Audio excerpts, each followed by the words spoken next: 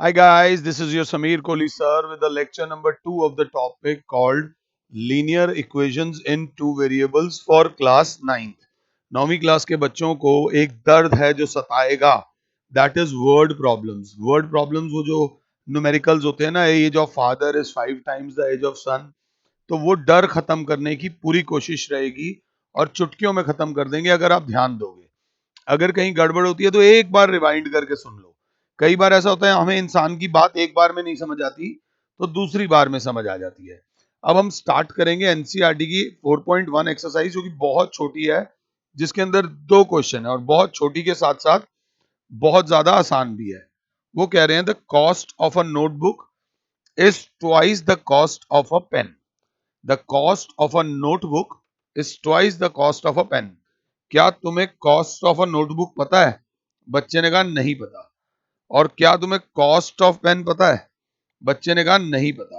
तो मैंने कहा सबसे पहले थोड़ा बहुत अपना सोल्यूशन ठीक कर लो. Let cost of a pen is equals to ले लिया एक्स. बट आपके आंसर में जान होनी चाहिए. जान कैसे आएगी? In rupees. भाई इंडिया में रहते हो ना, तो let cost of a pen in rupees be x. तो सेकंड स्टेटमेंट क्या होगी? लेट कॉस्ट, ये पहले नोटबुक लिखना था, मैंने पेन लिख दिया. पहले लिखोगे notebook. Let cost of a notebook in rupees be x.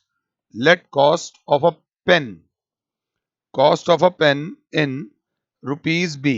क्या नोटबुक और पेन का कॉस्ट बराबर होता है? नहीं होता जी. होता भी हो तो हमें पता नहीं है जी, और क्योंकि पता नहीं है जी तो हम इसको बराबर नहीं मानेंगे. अब वो क्या रहा है? The cost of a notebook, इस सारे की जगह तो एक्स लिख दो. इज का मतलब इज इक्वल्स टू. अब इतना मैथ्स मेरे बच्चों ने पढ़ा हुआ है कि ट्वाइस का क्या मतलब होता है. अगर ट्वाइस का मतलब पता है, twice the cost of a pen, twice the cost of a pen. जय माता दी. ये बन गई आपकी linear equation in two variables. But आपको जो सिखाई गई है वो ये वाली सिखाई गई है, a x plus b y plus c is equals to zero. तो आप क्या करो? X minus two y is equals to zero. इस पे पूरे मार्क्स मिलेंगे. या फिर आप लिख दो x minus two y plus zero is equals to zero. ये बन गई आपकी linear equation in two variables. किसकी? कौन से क्वेश्चन की? 4.1 के फर्स्ट क्वेश्चन की. और हमने हाईलाइट भी कर दी.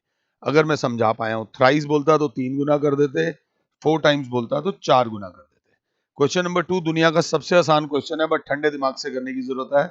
Express the following linear equations in two variables in the form of a x plus b y plus c is equals to zero. एक बंदा आता है पजामे में मेरे सामने, 9th क्लास का बच्चा आता है पजामे में, तो मैं उसे बोलूंगा कैजुअल क्लोथिंग. वही शेरवानी पहनकर आ जाएगा तो पार्टी वियर कहलाएगा. तो हमें a x plus b y plus c की फॉर्म में करना है and indicate the values of a b and c. And बताइए ए क्या है, बी क्या है और सी क्या है. माता रानी का नाम लो. 2x प्लस 3y, ये 9.35 इधर प्लस हो रहा है, इधर आके माइनस 9.35 बार इज इक्वल्स टू जीरो. ये हो गया. अब इसको कंपेयर करो किससे?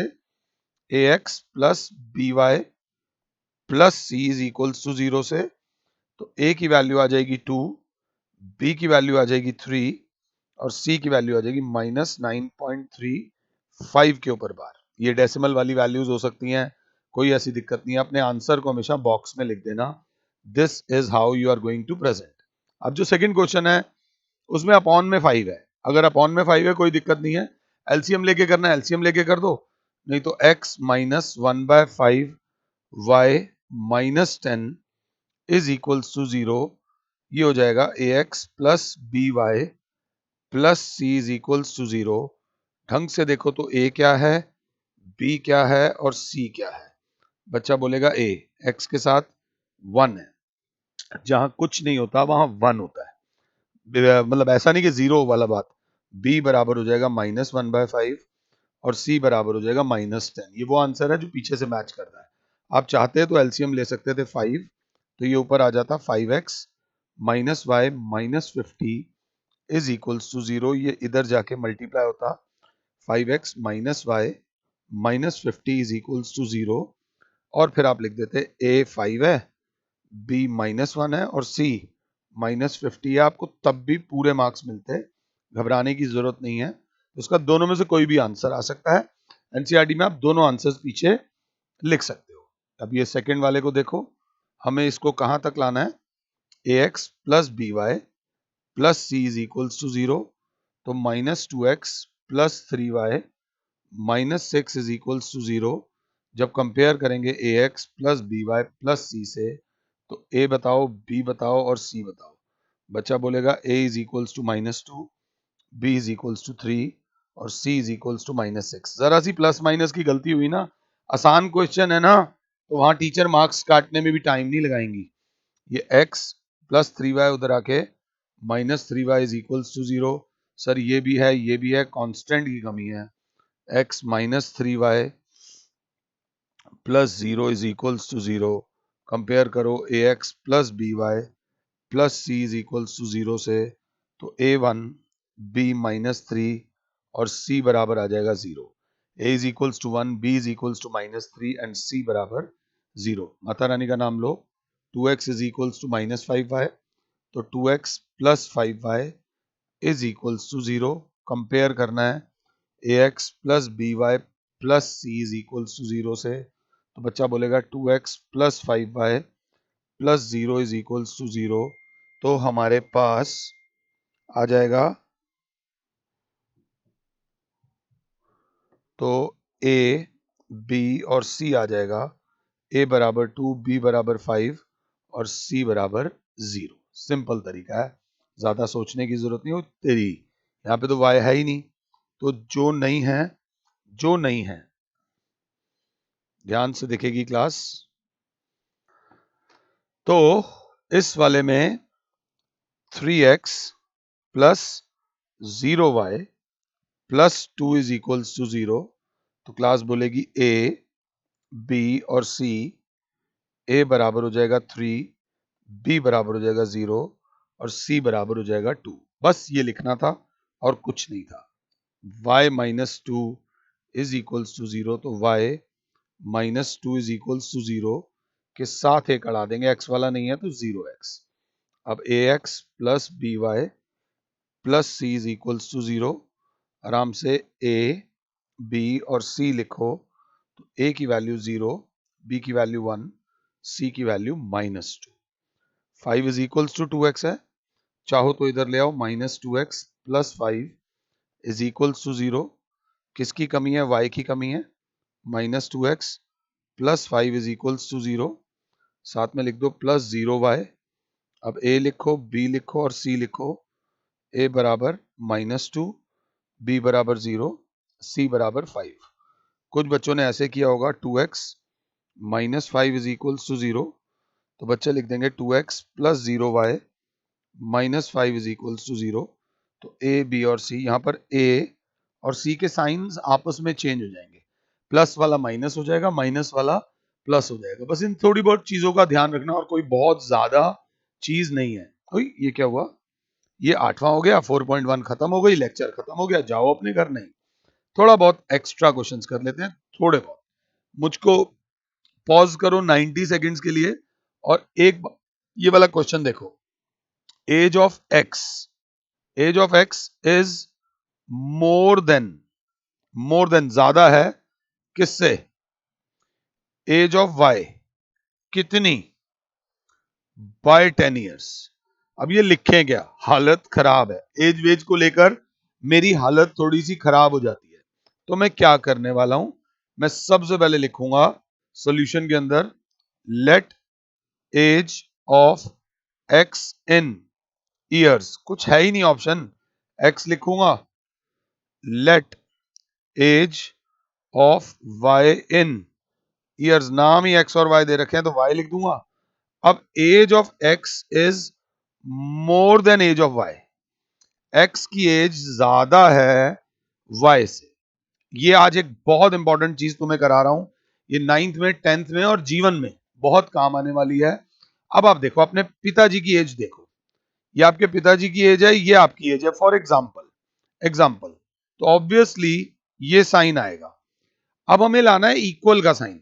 अब इक्वल का साइन 44 और 14 में तो नहीं आ सकता, तो सर या तो आप छोटे वाले में प्लस कर दो, या तो आप छोटे वाले में 30 प्लस कर दो तो इक्वल का साइन आ जाएगा, या फिर ये बड़ा और ये छोटा बराबर करना ही है, बराबर करना ही है, तो जो बड़े वाला है बड़े वाले में से आप 30 माइनस कर दो।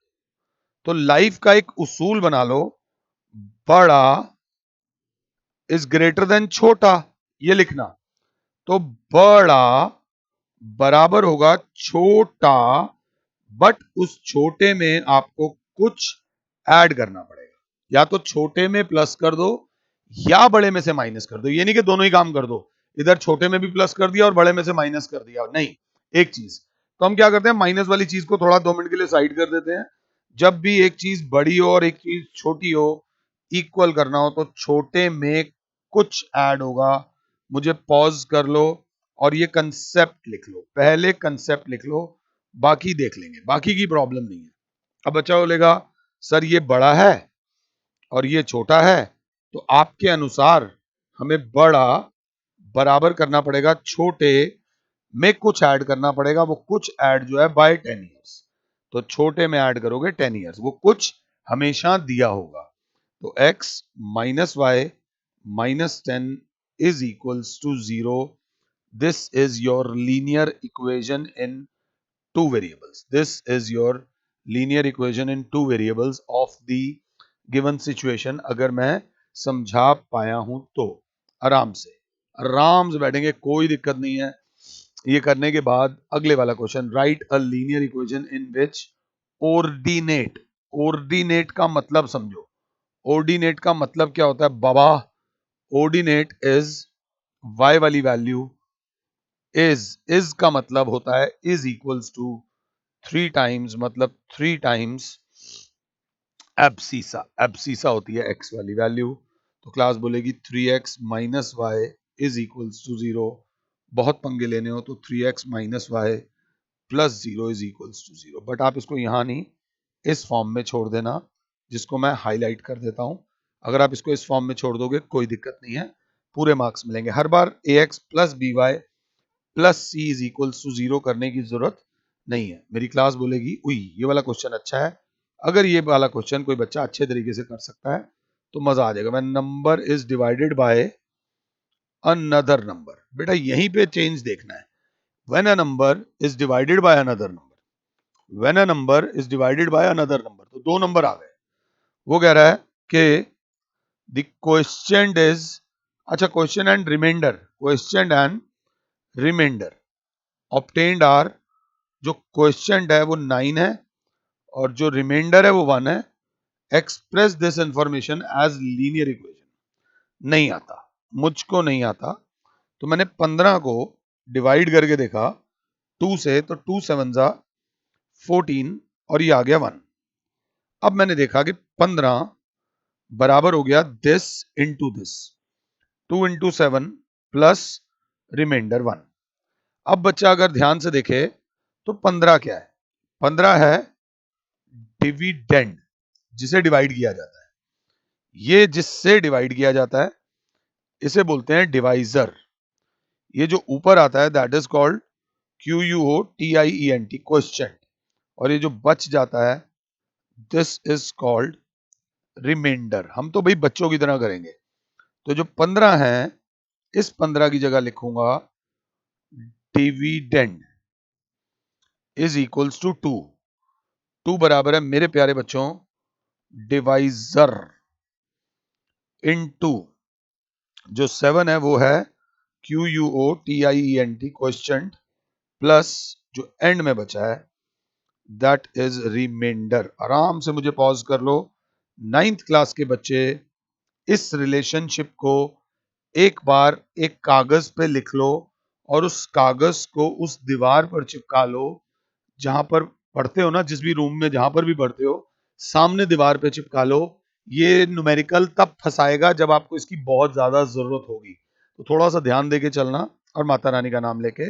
अब वो कह रहा है when a number is divided by another number, let first number जो हमारा डिविडेंड है be x, let second number जिसको बोलते हैं डिवाइजर बी वाई। अब वो कह रहे हैं मैंने number is divided by another number, question भी दे रखा है QUOTIENT, question is 9 and remainder is 1। मुझे पॉज कर दो और एक बार खुद से करने की कोशिश करो। तो बच्चा बोलेगा डिविडेंड की जगह आ जाएगा x is equals to divisor की जगह आ जाएगा y इनटू क्वेश्चन की जगह आ जाएगा 9 प्लस रिमाइंडर की जगह आ जाएगा 1। तो x is equals to 9y plus 1, तो x minus 9y minus 1 is equals to 0। ये प्लस 1 उधर जाके क्या हो गया -1। आई होप कि मैं आपको ये समझा पाया हूं। कराने से ज्यादा इंपॉर्टेंट था समझाना। ये इक्वेशन बहुत इंपॉर्टेंट थी। थोड़ा बहुत तो एक्स्ट्रा पढ़ोगे ना बाबा। अगला ये 9th क्लास का बच्चा है, वो एक बात समझे, जब भी मैथ्स में कोई क्वेश्चन आता है उस क्वेश्चन को बोलते हैं प्रॉब्लम, और हमें चाहिए होता है सॉल्यूशन। और मैथ्स की एक बड़ी प्यारी किताब है, हमारा जो रोल है ये सीडी बनाना। हमें सीडी बनानी है ताकि हम यहां से यहां तक पहुंच जाएं। इस चीज को बोलते हैं सिंप्लीफिकेशन। और आप अगर सीडी का एक डंडा भी बना पाए हो तो आपको एक डंडे के नंबर मिलेंगे। अगर दो डंडे बना दिए तो दो डंडे के नंबर मिलेंगे, तीन बना दिए तो तीन के, चार बना दिए तो चार के, और पांच बना दिए तो पांच के, फिर आपको फुल मार्क्स मिलेंगे। तो थोड़ा बहुत जरूर ट्राई करो। और आपको आज के बाद आप ना इसकी तरफ ध्यान दो ना आप इसकी तरफ ध्यान दो, नहीं चाहिए भैया हमें सोल्यूशन। हमें सिर्फ क्या करना है, क्वेश्चन को सिंप्लीफाई करना है। हमें क्या करना है, सिंप्लीफाई करना है। अगर आपने सिंप्लीफाई कर दिया आप जीत की तरफ जा रहे हो, अगर नहीं करा तो गड़बड़ है। अब जैसे कि ये क्वेश्चन कोई देख लें, ये क्वेश्चन अपने आप में क्या बोलता है, वो कहता है चेक वेदर, ये जो एक इक्वेशन दे रखी है, क्या ये ax plus b y plus c is equals to 0 की फॉर्म की है। बच्चा कहेगा यहाँ तो एक्स स्क्वायर आ रहा है, बच्चा फटाक से लिख देगा नो। नहीं, एकदम नो मत लिखना। आप सबसे पहले सिंप्लीफिकेशन करेंगे। सिंप्लीफिकेशन कैसे, x into x, x square minus 5x plus 6y minus x square is equals to 0। एक प्यारा सा बच्चा बोलेगा एक्स स्क्वायर से एक्स स्क्वायर कट गया, minus 5x plus 6y is equals to 0। तो minus 5x plus 6y plus 0 is equals to 0। और हम कहेंगे कि क्या ये इस फॉर्म की है, तो बच्चा बोलेगा yes it is of the form. कौन सी form, ax plus b y plus c is equals to 0। तो एकदम फैसला लेने से पहले क्वेश्चन को एक बार देख लिया करो और फिर उसे सॉल्व करने की कोशिश किया करो। अब जरा ध्यान से देखना, आपने कोऑर्डिनेट ज्योमेट्री करा हुआ है। मैं बड़ी हल्की बात बता रहा हूं, मैंने लिखा x plus y is equals to 3। तो बच्चे ने बोला ये linear equation in two variable है। मैंने कहा अब मैं आपको थोड़ा सा सिखाऊंगा solution of linear equation in two variables. Solution of linear equation in two variables. बच्चे ने कहा if x is equals to 1 हो तो क्या होगा। मैंने कहा this implies 1 plus y is equal to 3 हो जाएगा। तो y की वैल्यू हो जाएगी 3 माइनस 1, तो y इज इक्वल्स टू 2 हो जाएगा। अगर x की वैल्यू 1 ली तो y की वैल्यू 2 हो गई। तो बच्चे ने कहा ये क्यों ली, इस चीज ऐसा ही क्यों किया, 1 ही क्यों ली। तो इस चीज को बोलते हैं हिट एंड ट्रायल। जब कुछ नहीं लगता तो इंसान तुक्का लगा लेता है। तो उसने, किसी बच्चे ने बोला अगर हम x की वैल्यू 2 लेते तो if x is equals to 2 तो क्या होता, x plus y is equals to 3 है, 2 plus y is equals to 3 है, तो y की वैल्यू आ जाती 3 माइनस 2, तो y इज इक्वल्स टू आ जाता 1। ये सब जो है ये सब हैं solutions of linear equation in two variables, तो हम इनको लिखेंगे कैसे? हम इनको बॉक्स की फॉर्म में बनाएंगे। एक होगा नॉर्मल बॉक्स, एक होगा हाई लेवल का बॉक्स। ये x ये y, और अगर हाई लेवल का बॉक्स बनाना है तो नीचे बना देना x, y। कोऑर्डिनेट ज्योमेट्री में पहले x की वैल्यू आती है, बाद में y की। तो बच्चे ने बोला जब हमने x की वैल्यू 1 ली थी तो y की वैल्यू 2 आई थी, तो सॉल्यूशन था 1,2। सॉल्यूशन था 1,2। जब हमने x की वैल्यू 2 ली थी तो y की वैल्यू 1 आई थी, तो ये आंसर आ गया 2,1। एक बच्चे ने बोला मैं तो x की वैल्यू 0 ले रहा हूं, तो हमने कहा कोई बात नहीं, x plus y is equals to 3, 0 plus y is equals to 3, तो y की वैल्यू उस केस में 3 आ जाएगी। जब आप x की वैल्यू 0 लोगे तो y की वैल्यू 3 आ जाएगी, 0,3। कोई दिक्कत नहीं है। और कुछ? एक बच्चे ने बोला आप हर बार x की वैल्यू क्यों ले रहे हो, मैं इस बार y की वैल्यू 5 ले रहा हूं। मैंने कहा ले लो, कोई बात नहीं। x plus y is equals to 3, तो x plus 5 is equals to 3, x की वैल्यू 3 माइनस 5, x की वैल्यू -2। तो जब आपने y की वैल्यू 5 ली, ये याद रख लेना तुमने कौन सी वैल्यू ली है, तो x की वैल्यू आ जाएगी -2, ये पॉइंट आ जाएगा -2,5 एंड सो ऑन। मतलब ऐसा नहीं है कि 4 ही आंसर आएंगे। बच्चा कहे x की एक वैल्यू लेते रहो तो y की एक और आ जाएगी, x की कोई और ले लो, y की कोई और आ जाएगी।